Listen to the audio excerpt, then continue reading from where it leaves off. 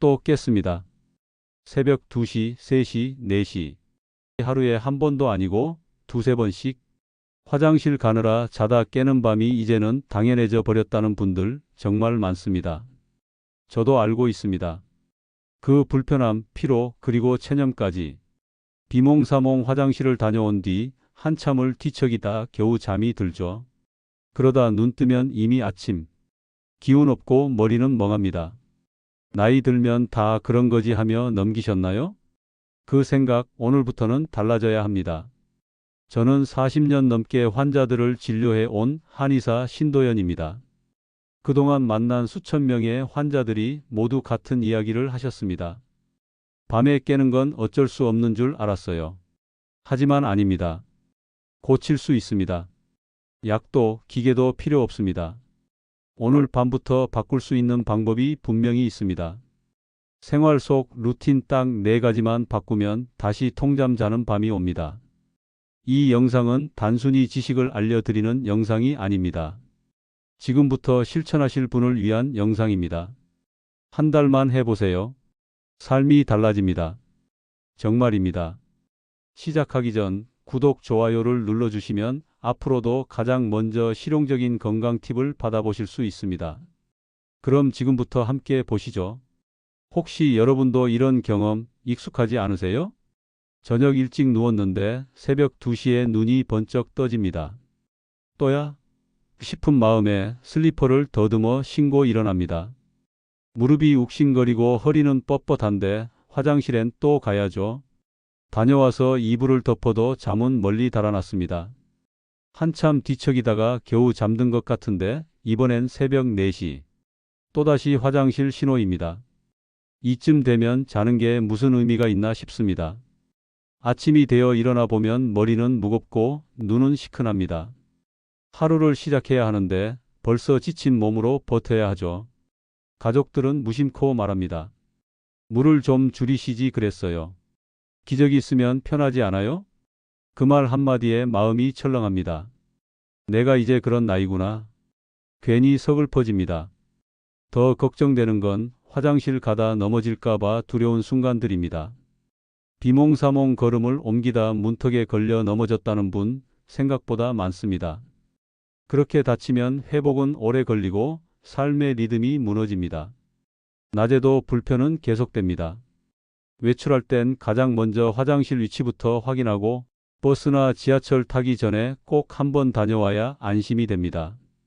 영화관, 마트, 병원 어디든 마음 편히 오래 있기가 어렵습니다.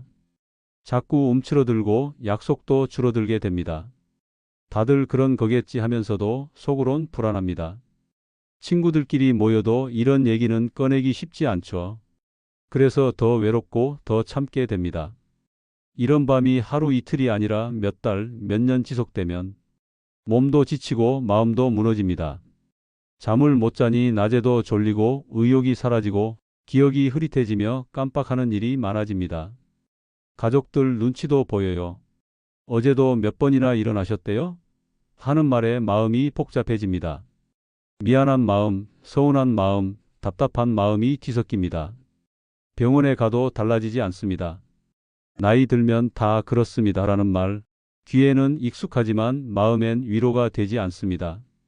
약을 받아도 크게 나아지는 건 없고 이대로 사는 수밖에 없나? 하는 생각이 듭니다. 하지만 분명히 말씀드립니다. 이건 절대 기분 탓이 아닙니다. 단순한 노화도 아닙니다. 몸 안에서 벌어지는 정확한 이유가 있고 그에 맞는 방법도 있습니다. 지금까지 잘 참아오셨습니다. 조금만 더 집중해서 들어보세요. 이 밤을 다르게 만들 실마리 분명히 찾으실 수 있을 겁니다. 처음엔 저도 그렇게 생각했습니다. 밤에 자주 깨는 건 나이 들면 당연한 거지. 40년 넘게 한의사로 진료하면서 수많은 어르신들이 선생님, 밤마다 서너 번은 꼭 깨요 하시면 저도 그냥 고개를 끄덕였습니다. 그런데 어느 날 아주 단순한 질문 하나가 제 생각을 완전히 바꿨습니다. 비슷한 연세의 두 분이 같은 날 진료실에 오셨습니다. 한 분은 새벽마다 5번은 깬다고 하셨고 다른 한 분은 아침까지 통잠 잔다고 하시더군요. 두 분 모두 70대 후반, 건강 상태도 크게 다르지 않았습니다. 그런데 왜 이리 차이가 날까? 그날 이후 저는 진료를 마친 뒤 하나씩 적어보기 시작했습니다. 야간뇨가 있는 분과 없는 분의 생활 습관을 비교해 봤습니다. 식사 시간, 수분 섭취, 잠들기 전 자세, 침실 환경. 6개월 동안 총 120명을 관찰했고 점점 명확한 공통점이 보이기 시작했습니다. 밤에 자주 깨시는 분들 10명 중 8명 이상이 세 가지 특정 습관을 가지고 계셨습니다. 반면 밤새 잘 주무시는 분들은 그 습관이 거의 없었습니다. 그리고 무엇보다 놀라웠던 건 나이가 큰 상관이 없었다는 사실입니다. 60대인데도 매일 깨는 분이 있고 80대인데도 한 번도 안 깨는 분이 있었습니다. 그때 확실히 깨달았습니다. 이건 나이 때문이 아니라 습관의 결과라는 사실입니다. 그래서 저는 소수의 환자분들께 작은 실험을 제안했습니다. 딱 2주만 세 가지 생활 루틴을 바꿔보자고 했습니다. 하나는 물 마시는 시간 조절, 하나는 저녁 식사 후 다리 위치, 하나는 잠들기 전 준비 습관이었습니다. 약도 아니고 비용도 들지 않는 아주 간단한 조정이었죠. 2주 후 그 결과는 정말 놀라웠습니다. 참여하신 12명 중 9명, 무려 75%가 밤에 깨는 횟수가 절반 이하로 줄었습니다. 5번씩 깨던 분이 한 번만 깨고 어떤 분은 아예 아침까지 한 번도 안 깨셨습니다. 정말입니다. 저도 처음엔 반신반의했거든요. 그런데 환자분들의 표정을 보면서 제 생각이 달라졌습니다. 선생님, 이게 이렇게 효과가 있을 줄은 몰랐어요. 요즘은 밤이 무섭지가 않아요. 그 순간 저는 깨달았습니다. 겪는 분은 많지만 원인을 정확히 아는 사람은 드물다는 것. 그리고 병원도 저도 그 진짜 원인을 놓치고 있었다는 것. 의학 논문을 다시 찾아보니 이미 근거는 충분히 있었습니다. 60세 이상 성인의 60%가 야간뇨를 겪지만 그중 절반 이상은 생활습관 교정만으로 호전됩니다.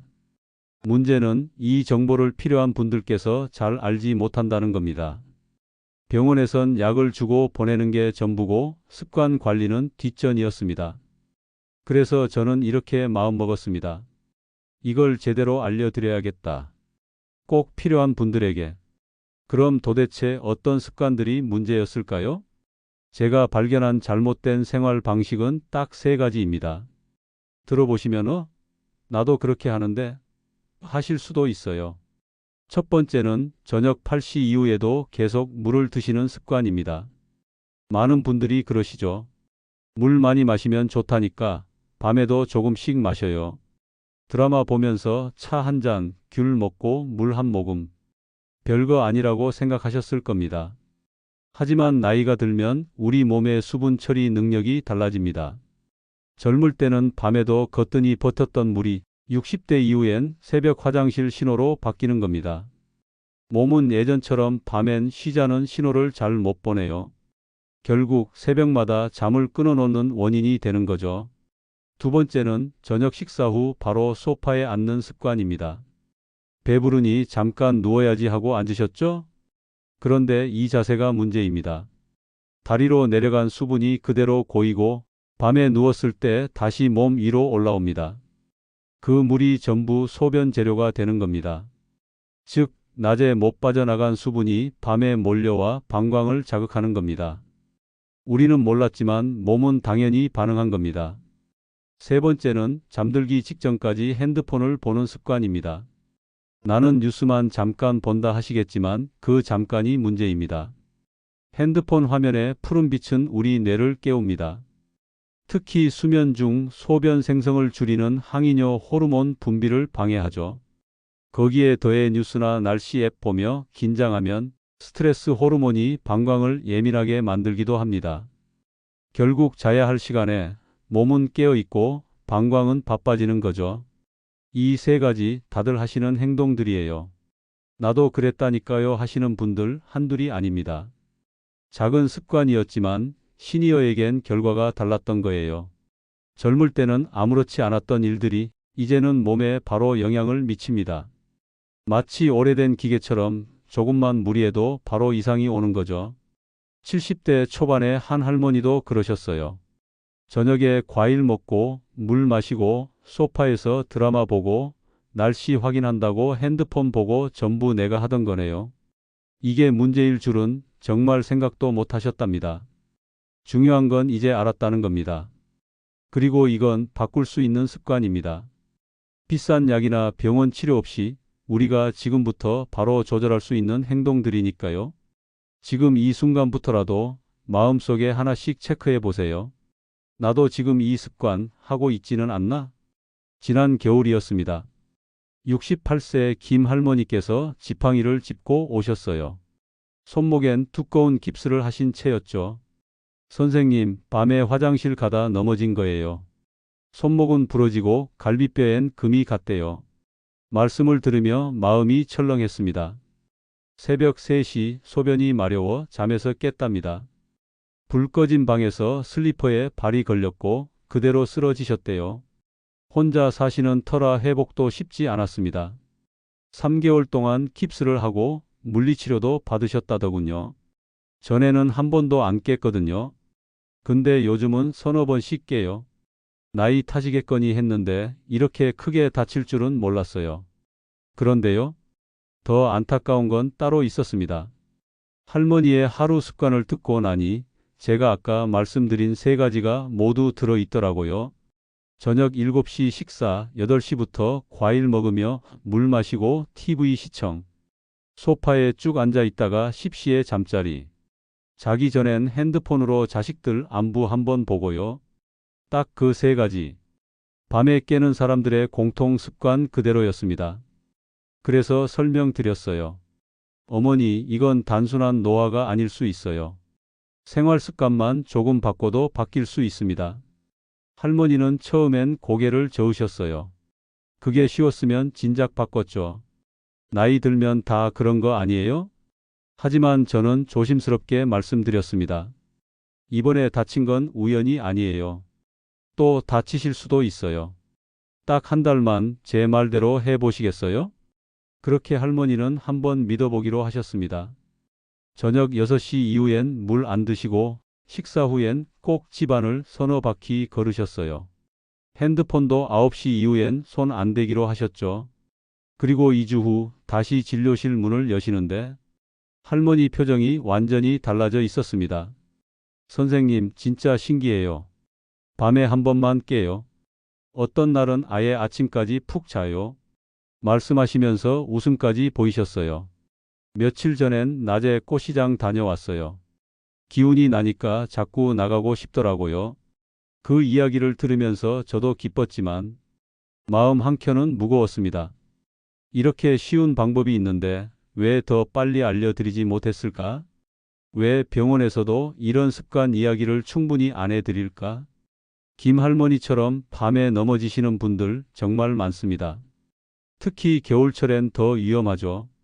몸이 굳고 바닥도 차가우니까요.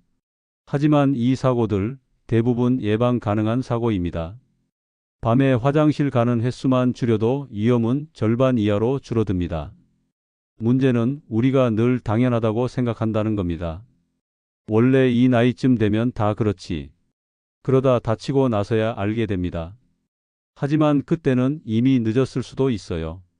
건강한 노후는 거창한 게 아닙니다. 습관 하나 바꾸는 것부터 시작됩니다. 넘어지지 않는 밤, 푹 자는 아침. 우리도 만들 수 있습니다. 많은 분들이 물으십니다. 선생님, 나이 들면 밤에 깨는 건 어쩔 수 없는 거 아닌가요? 저는 단호하게 말씀드립니다. 절대 당연하지 않습니다. 우리가 너무 오랫동안 믿어온 틀린 상식이 하나 있습니다. 나이 들면 잠이 줄고 밤에 자주 깨는 게 당연하다. 하지만 그건 사실이 아닙니다. 나이가 들어도 깊고 편안하게 잘 수 있습니다. 다만 몸의 조절 능력이 예전처럼 자동으로 되지 않을 뿐이죠. 그러니 우리가 수동 조정해줘야 하는 겁니다. 한번 생각해 보세요. 똑같은 70대인데 어떤 분은 밤새 푹 자고 어떤 분은 대여섯 번씩 깨십니다. 이 차이는 어디서 오는 걸까요? 정답은 하나입니다. 바로 생활 습관입니다. 이걸 쉽게 설명드리자면 농사와 같아요. 같은 논, 같은 종자라도 물을 너무 많이 주면 썩고 너무 적게 주면 말라 죽습니다. 적당한 시기에 적당한 양. 그게 바로 균형입니다. 우리 몸도 똑같습니다. 젊을 때는 물을 언제, 얼마나 마셔도 몸이 알아서 조절했어요. 하지만 60대 이후부터는 그 균형 감각이 떨어집니다. 그래서 우리가 직접 신경 써야 하는 거죠. 특히 중요한 게 하나 있습니다. 항이뇨 호르몬이라는 겁니다. 이 호르몬이 밤에 잘 나와야 소변이 덜 만들어지고 편안히 잘 수 있거든요. 마치 밤이면 수도꼭지를 잠그는 것처럼요. 그런데 습관이 이 호르몬을 망가뜨립니다. 저녁 늦게까지 물을 마시면 몸은 물 더 필요한가 보다 착각을 해요. 그래서 밤에도 수도꼭지를 계속 열어두는 겁니다. 식사 후에 바로 소파에 앉으면 다리에 쌓인 수분이 밤에 몰려 올라가 소변이 됩니다. 마치 낮 동안 고여있던 댐이 밤에 터지는 것처럼요. 자기 전 핸드폰도 문제예요. 파란 빛이 뇌를 자극해서 아직 낮이야 하고 착각하게 만들어요. 그러면 수면 호르몬, 항이뇨 호르몬 모두 제대로 분비되지 않습니다. 결국 문제는 하나입니다. 우리 몸의 리듬이 깨졌다는 것. 낮과 밤이 뒤섞이고 몸은 시계를 잃어버린 거예요. 하지만 희망은 분명히 있습니다. 리듬은 다시 맞출 수 있습니다. 고장난 시계도 시간을 맞춰주면 다시 잘 돌아가듯이요. 나는 이미 늙었는데 하시는 분들 계시죠? 그렇지 않습니다. 80대 어르신도 습관만 바꾸면 밤새 푹 주무실 수 있습니다. 중요한 건 지금 시작하셔야 한다는 겁니다. 리듬이 더 망가지기 전에, 습관이 더 굳기 전에. 그리고 꼭 부탁드리고 싶은 게 하나 있습니다. 이 영상 부모님께도 공유해 주세요. 혼자 밤마다 깨고도 누구에게 말 못하고 계실 수 있거든요. 여러분과 부모님이 함께 실천하시면 효과는 2배가 됩니다. 가족 모두가 편안한 밤을 맞이할 수 있어요. 그럼 이제 오늘 밤부터 바로 해볼 수 있는 방법들 하나씩 알려드릴게요. 처음엔 저도 의심했습니다. 이런 간단한 걸로 과연 달라질까? 그런데 놀랍게도 정말 많은 분들이 이걸로 바뀌셨어요. 첫 번째로 가장 효과 있었던 건 물 마시는 시간이었습니다. 밤에 자꾸 깨는 분들 중 대부분이 저녁 6시 이후에도 계속 물을 드시더라고요. 드라마 보면서 차 한 잔, 과일 먹고 또 한 잔. 별거 아닌 것 같지만 우리 몸은 밤이 되면 수분을 잘 처리하지 못해요. 그래서 그 물이 새벽 소변으로 나오는 거죠. 해결법은 간단합니다. 오후 4시에서 6시 사이에 물을 미리 충분히 드시고 그 이후엔 갈증 날 때만 입만 축일 정도로만 드시는 겁니다. 처음엔 좀 불편하지만 34일이면 몸이 금방 적응해요. 두 번째로 중요한 건 식사 후 자세입니다. 보통은 저녁 먹고 나서 바로 소파에 앉죠. 근데 이게 문제입니다. 다리에 고여있던 수분이 그대로 있다가 밤에 누우면 신장으로 올라가요. 결국 방광이 소변으로 꽉 차게 되죠. 해결책은 어렵지 않아요. 식사 후엔 최소 30분 정도는 움직이셔야 해요. 설거지를 하시든 집안을 정리하시든 아니면 그냥 서서 TV를 보셔도 괜찮습니다. 그 다음으로 중요한 건 잠들기 직전 화장실에 꼭 다녀오는 습관입니다. 방금도 다녀왔는데 또 가야 해요? 하실 수 있어요. 근데 이게 굉장히 중요해요. 방광을 완전히 비우고 자면 그 상태로 6시간 이상 잘 수 있어요. 조금이라도 남아있으면 23시간만 지나도 요의가 생깁니다. 잠자리에 들기 30분 전 꼭 한 번 더 다녀오세요. 하루 중 가장 효과 좋은 5분 투자입니다. 마지막으로 가장 어려워하시지만 가장 효과적인 방법 하나 더 있습니다. 바로 새벽에 깼을 때 무조건 바로 화장실 가지 않는 것. 잠에서 깨자마자 화장실 가야겠다. 느껴지죠? 그런데 그중 상당수는 진짜 요의가 아니라 예민해진 방광의 착각일 수 있어요. 누운 채로 3분만 참아보세요. 그 사이 다시 잠들 수 있는 경우가 많습니다. 물론 정말 급하다면 가셔야죠. 하지만 매번 즉시 가지 않는 습관을 들이면 방광이 덜 예민해지고 다시 리듬을 회복합니다. 이렇게 4가지를 차례로 실천하신 분들 대부분 일주일 안에 변화가 시작됩니다. 두세 주쯤 지나면 확실히 달라지고요. 복잡한 치료나 비싼 약 없이 단지 생활 속 작은 조정만으로 편안한 밤이 찾아오는 겁니다. 오늘 저녁부터 한번 해보세요. 내일부터 말고 지금 이 순간부터 시작해보세요. 푹 자는 밤 다시 만들 수 있습니다. 많은 분들이 이렇게 물어보세요. 선생님, 밤에 목이 마르면 어떡하죠? 물 한 잔 마시면 안 되나요? 정말 좋은 질문이에요. 실제로 밤에 입이 바짝 마른다는 분들 생각보다 많거든요. 그럴 땐 아주 간단한 방법이 하나 있습니다. 바로 수분 스프레이예요. 작은 분무기에 깨끗한 물을 담아서 침대 머리맡에 두세요. 밤에 입이 마를 때 입안에 가볍게 한두 번 뿌려주기만 하면 됩니다. 물을 마시는 것보다 훨씬 적은 양으로도 갈증을 충분히 달랠 수 있어요. 저도 처음엔 반신반의했어요. 이걸로 진짜 괜찮아지나 싶었는데요. 직접 해보신 분들이 하나같이 이거 정말 좋다 하시더라고요. 방법도 아주 쉽습니다. 약국에서 파는 분무기나 안 쓰는 화장품 용기에 깨끗한 물만 담으시면 돼요. 생수나 끓였다 식힌 물이면 충분하고 수돗물은 피하시는 게 좋고요. 입안에 너무 많이 뿌릴 필요도 없어요. 혀 아래쪽에 한두 번만 가볍게. 이게 왜 좋으냐면요. 실제로 삼키는 물의 양은 거의 없기 때문에 방광에 부담이 없어요. 입안은 촉촉해지고 몸은 편안한 상태를 유지할 수 있는 거죠. 72세 박할아버지께서 이런 말씀도 하셨어요. 아이고, 이게 이렇게 편할 줄 몰랐어요. 전에는 목마르면 벌떡 일어나서 물 마셨는데 이제는 그냥 뿌리고 다시 자니까 참 좋아요. 이렇게 밤에 갈증 때문에 물을 찾는 분들 사실 대부분은 입안이 건조해서 생기는 심리적인 갈증이에요. 입만 살짝 적셔줘도 충분한 경우가 많습니다. 하나 더 알려드릴 팁이 있어요. 자기 전에 입안을 깨끗하게 헹구는 습관 꼭 들이세요. 양치 후에 물로 한 번 더 헹구면 입속 잔여물이나 단맛이 사라지면서 갈증이 덜하고 입도 훨씬 편안해집니다. 특히 저녁에 과일 드신 분들은 꼭 입을 씻으세요. 과일에 남은 당분이 입안에 있으면 그게 밤새 갈증을 유발하는 원인이 되거든요. 이런 사소한 준비 하나하나가 결국 밤에 푹 잘 수 있는 바탕이 됩니다. 크고 복잡한 치료가 아니라 생활 속에서 누구나 할 수 있는 작은 습관들이에요. 그리고 가장 중요한 건 이걸 혼자만 하지 말고 가족과 함께 하는 것입니다. 아버지, 오늘은 저녁 물 조금 줄이셨어요? 어머니, 저녁 드시고 조금 걸어볼까요? 이렇게 서로 챙겨주면 훨씬 쉬워지고 금방 습관이 됩니다. 실제로 어떤 며느님은 시어머니와 이 방법을 함께 하셨대요. 두 분 다 밤에 안 깨게 되셨고 요즘은 온 가족이 덕분에 더 잘 잔다며 고마워하셨어요. 이처럼 작은 변화가 모여서 큰 기적을 만듭니다. 오늘 밤 입안을 촉촉하게 하고 푹 자는 첫 걸음을 가볍게 시작해 보세요. 제가 알려드린 방법들을 실천하신 분들의 변화를 보면 정말 놀라워요. 먼저 65세 이 할머니 이야기부터 들려드릴게요.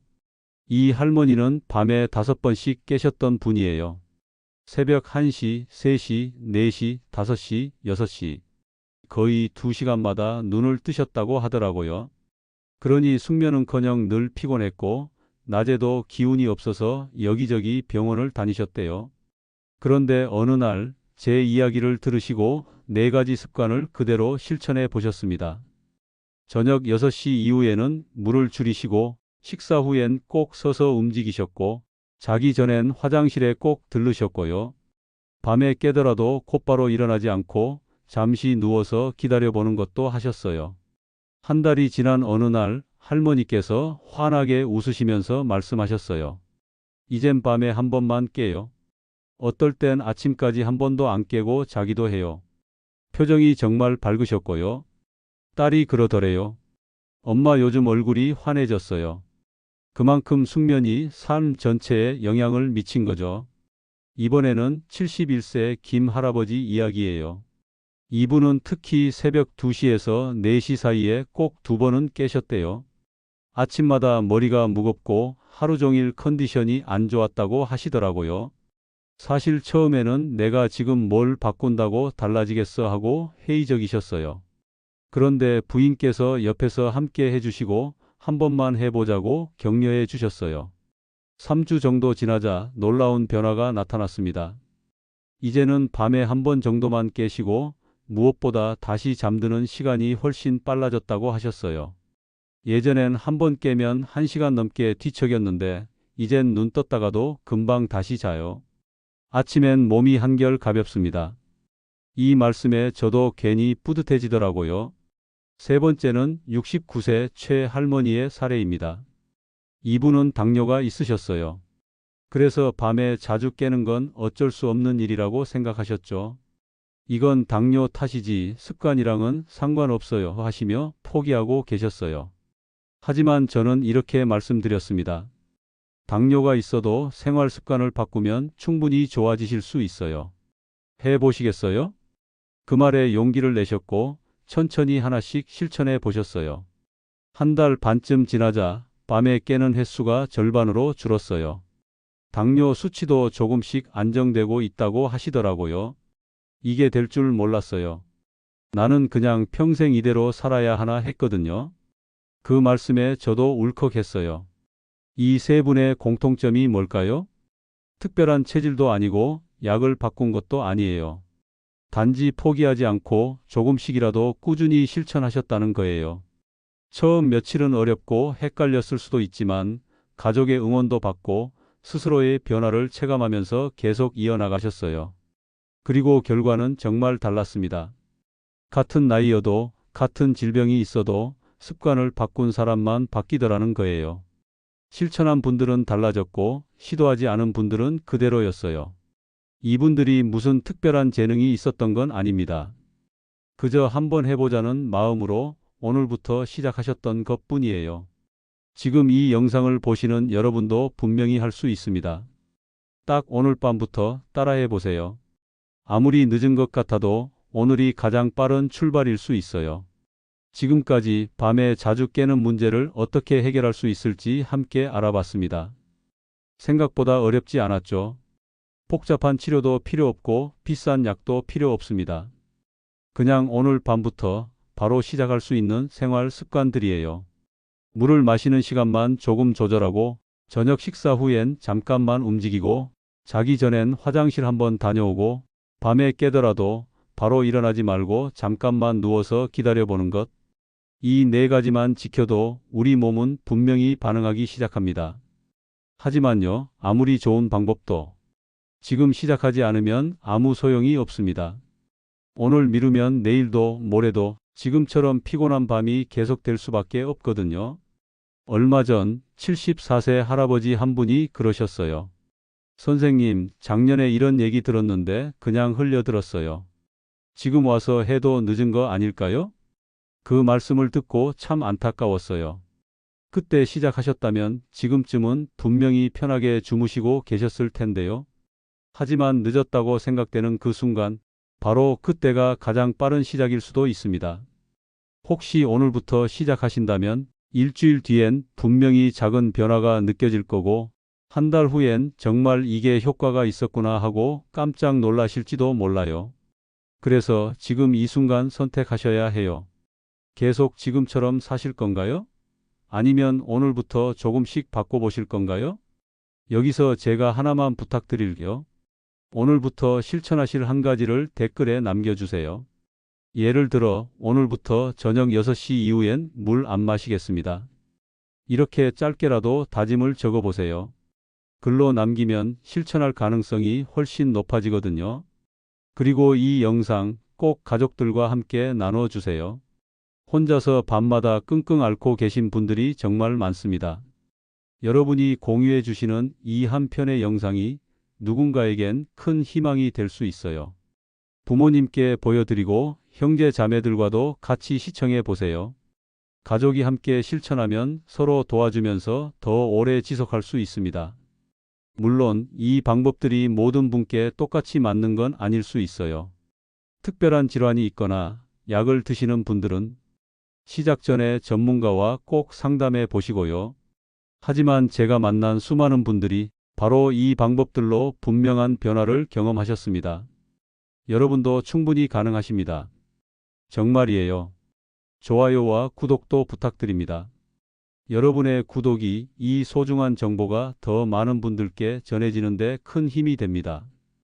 도움이 필요한 분들에게 이 영상이 닿을 수 있도록 함께 힘을 보태주세요. 다음 영상에서는 시니어 분들의 무릎 통증을 집에서 관리하는 방법에 대해 말씀드릴 거예요. 무릎 때문에 앉고 일어날 때 힘드신 분들 꼭 들어보셨으면 좋겠습니다. 그럼 오늘 밤 오랜만에 푹 자는 밤 되시길 바랍니다. 이 영상 보시는 모든 분들의 깊은 잠을 진심으로 응원합니다.